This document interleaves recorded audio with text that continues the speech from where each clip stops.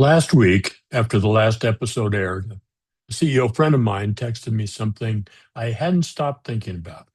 He said his team had started bringing him AI generated analysis for major decisions. Fast, polished, confident. And for the first time in his career, he felt like the bottleneck wasn't information, it was him. Slowing things down, asking the second and third question, wanting to sit with the decision instead of ship it the moment the output looked clean. And then he said something better than that. He said, I used to think my job was to know things faster than everyone else. But now I think my job is to be the person in the building who's willing to be slow on purpose about the right things. That's today's episode about the other half of the job, what leadership actually looks like now that execution is cheap and fast almost everywhere, and judgment is the expensive part again. Welcome back to Live Without an Expiration Date. I'm Rich Jones, 25 plus years in financial services, mostly credit unions, fractional CMO and CSO work. Now I want to be direct about who this episode is for.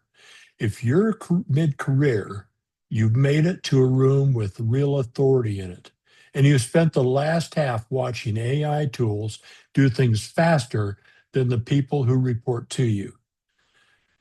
This one's for you specifically. Here's the trap I'm watching good executives fall into, and it goes in two directions. Some of them are over trusting the output. The deck looks sharp. The analysis reads clean. The model spits out a number and they act on it because slowing down to interrogate it feels like it's working against the whole point of using the tool in the first place. Other executives are doing the opposite, treating AI like a threat to their authority or a shortcut for people who don't want to think, refusing to seriously engage with it, and quietly falling behind their own team in the process. Both of those are leadership failures, not technology failures.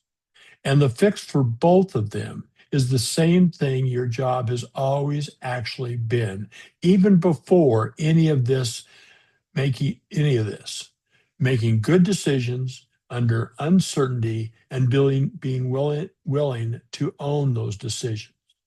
AI didn't change that. It changed what almost everything around the job looks like. The job didn't change, what surrounds it did. Let's start by getting really clear on what an executive's actual job has always been, because I think a lot of the anxiety in this moment comes from confusing your job with the task that used to sit next to it. Your job has never been personally produce the analysis.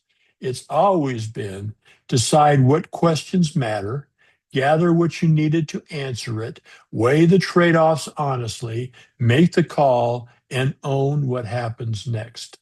The production work, building the model, drafting the memo, running the numbers, that was never the job itself. It was the input to the job. For most of your career, though, you had to go get that input the slow way, which meant you were close to it, hands-on. And that closeness gave you something valuable almost as a side effect, a feel for where the numbers might be wrong, where the data was thin, where the analysis was quietly resting on an assumption nobody stated out loud.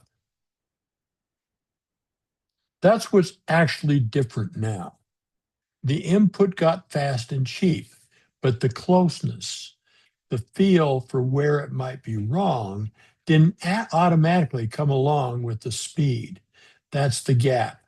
AI gives you the output in a fraction of the time it used to cost, but it doesn't hand you the instinct for where the output might be lying to you. That instinct still has to come from somewhere. And right now, For most executives, it's not coming from anywhere because they never had to put it to this specific version of the problem. I saw a real version of this at a credit union I was working with. Leadership polled AI assisted member attrition analysis that flagged a segment as low risk, recommending pulling back on retention spend there. And the numbers look completely clean. Somebody on the team, thankfully, had enough hands on history with that specific member segment to know the model was almost certainly missing a seasonal pattern that wouldn't show up cleanly in the training data. She pushed back. She was right. If nobody in that room had that specific hard-won closeness to the actual member base, that recommendation goes through confidently, and it's wrong for reasons nobody in the room would have caught until the damage showed up in the next quarter's numbers. That's the executive's job now, plainly stated. You are the person in the room responsible for knowing when a fast, confident, clean looking answer needs a human to slow down and ask what might be missing. That's not a technology skill, that's leadership. And it was always going to be leadership. AI just raised the stakes on getting it right because the wrong answer now arrives faster and more convincingly than it used to. There are two ways to get it wrong, and I want to name both failure modes specifically because I've watched genuinely smart executives fall into each one. And they look almost like opposites, but come from the same root problem, treating AI adoption as a technology decision instead of a leadership one. Failure mode numb, failure mode one, reflexive trust. This is the executive who's decided consciously or not that AI output is a shortcut past the hard part of the job. The analysis looks polished. The tool has been right before, and slowing down to actually interrogate the answer feels inefficient, feels honestly like you're not using the tool correctly if you're still doing all that extra work on top of it. This failure mode is seductive specifically because it feels like speed and competence at the same time. You're moving fast, you're citing data, you look decisive. What you're actually doing is outsourcing the one part of your job that can't be outsourced, and you usually don't find out until the decision goes wrong in a way a 5-minute gut check would have caught. Failure mode two, reflexive resistance. This is the executive who treats deep engagement with AI as beneath their level or something or as something that threatens to expose that they don't fully understand the tool their own team is using every day. I hear the reasoning behind this one a lot, and it's not stupid. It usually sounds like I don't need to learn the tool. I need to trust my people and ask good questions. That's true as far as it goes, but I've watched this turn into something else in practice. An executive who can't tell their team is genuinely leveraging AI well versus quietly hiding behind it because the executive never got close enough to the tools to know the difference. You can't ask a good question about something you've refused to understand at all. Distance doesn't protect your judgment. It makes your judgment blind in a new direction. Here's the thing both failure modes have in common, and it's the part I really want you to sit with. Both of them are ways of avoiding the actual work of leadership in this moment. This is staying close enough to the tools to have real judgment about them and staying disciplined enough to not let their speed and polish talk you out of asking the second question. That's uncomfortable. It's supposed to be. Comfort was never the job. I'll tell you which one I see more often in leaders our age, and it's not the one people assume. It's not actually blind trust. Most executives in the second half of a career are naturally skeptical of anything that looks too easy, and that instinct serves them well.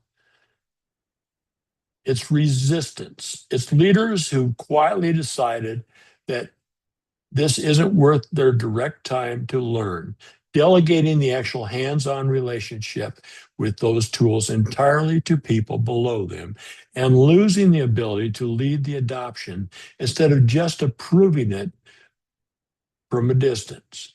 If that's you, I want to be direct. Approving AI adoption from a distance and leading it are not the same job, and your team knows the difference, even if no one says it out loud. All right. So let's talk about a decision framework, not a vibe. I don't want to leave you with just good judgment because that's true and also useless without something concrete underneath it. Here's the actual framework I use and coach my clients through for deciding when an AI assisted answer is good enough to act on, and when it needs real human scrutiny first. Question number one: what's the actual cost of being wrong here? Not, is this important in some general sense? The specific, concrete cost. A wrong first draft of an internal memo costs you a redraft.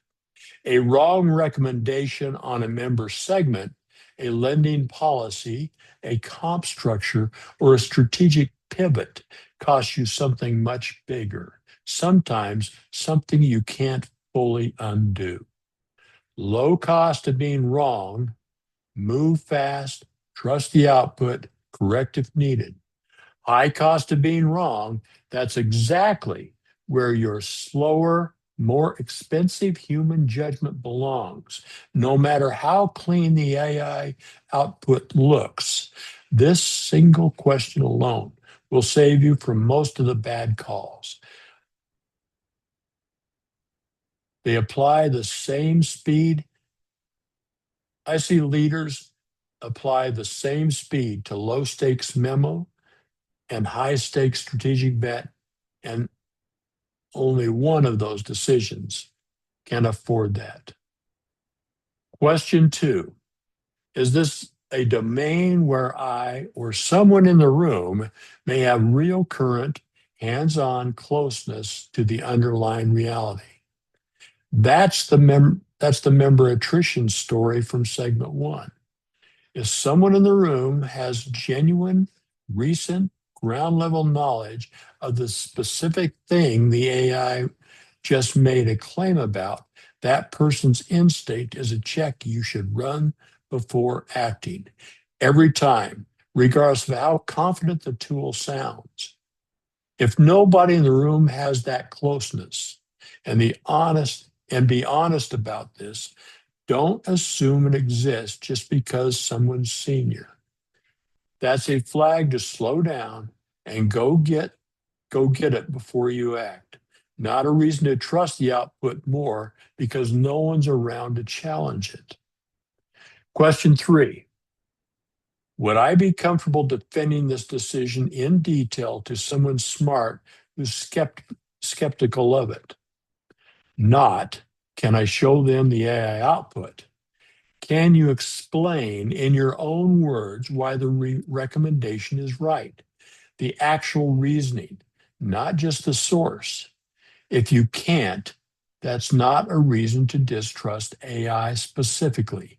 It's a signal that you don't yet understand the decision well enough to own it. And owning decisions you can't fully explain is exactly the kind of leadership erosion that's much harder to spot than the technical kind, because it hides behind a confident source instead of behind your own confident delivery.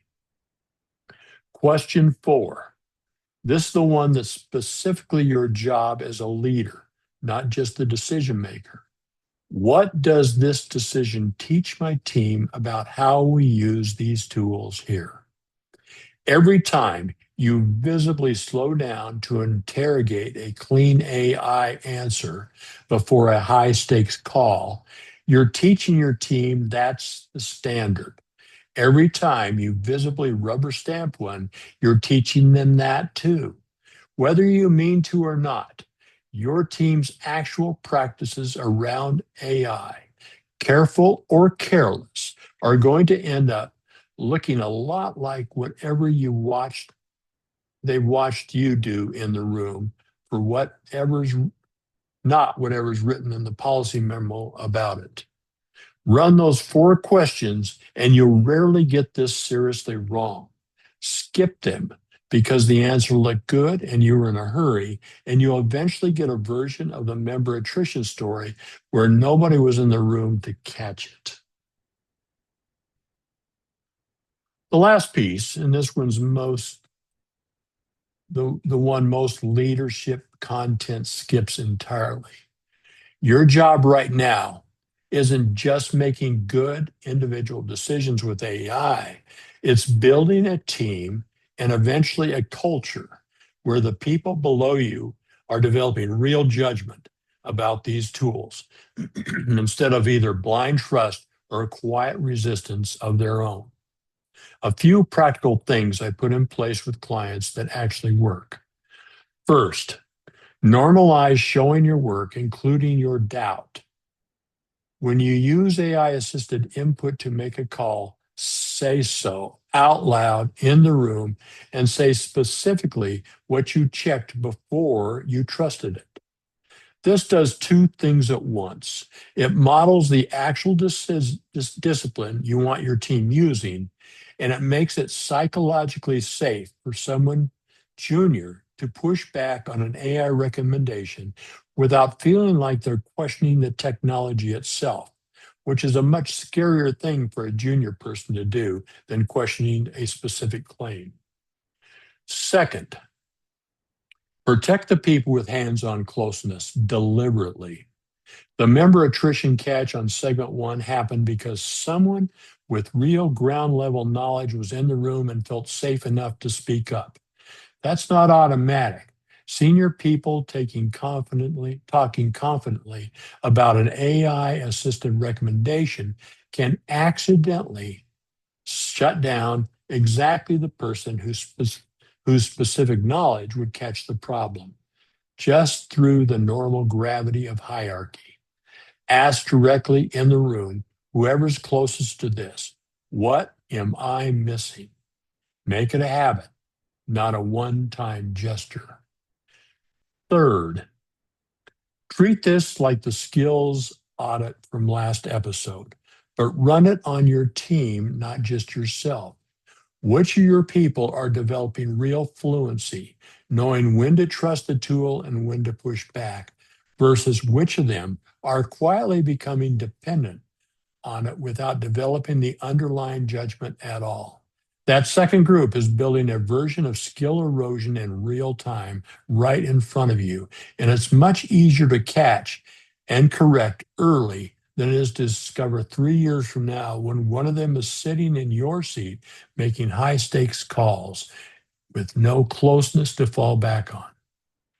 No, none of this is complicated. It's just uncomfortable in the same specific way the audit from last episode was uncomfortable. It requires you to stay close to something instead of delegating it entirely at exactly the moment when delegating it entirely would be much easier. Here's what I want to leave you with. AI didn't lower the value of leadership. It raised it. And it did that by stripping away almost everything that used to look like leadership but wasn't. The busy work, the production, the hours spent personally generating the thing instead of deciding whether the thing is right. What's left, now that the execution is fast and cheap and almost everywhere, is the actual job, deciding what matters, knowing when to slow down, being close enough to the real work to catch a clean, confident wrong answer before it costs you something. Owning the call either way. That CEO friend of mine I mentioned at the top had it right. The job isn't knowing things faster anymore. It's being willing to be slow on purpose about the right things while everything around you moves faster than it ever has. That's not a consolation prize for people,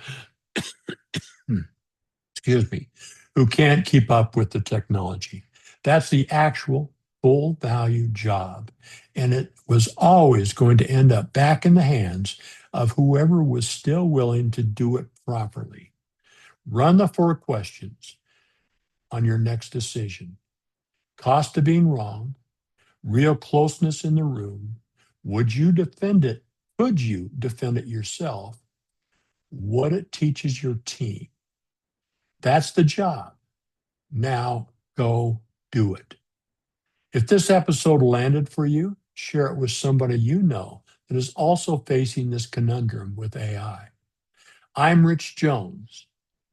This has been Live Without an Expiration Date. I'll see you next time when I talk about how to turn your imposter syndrome into a superpower.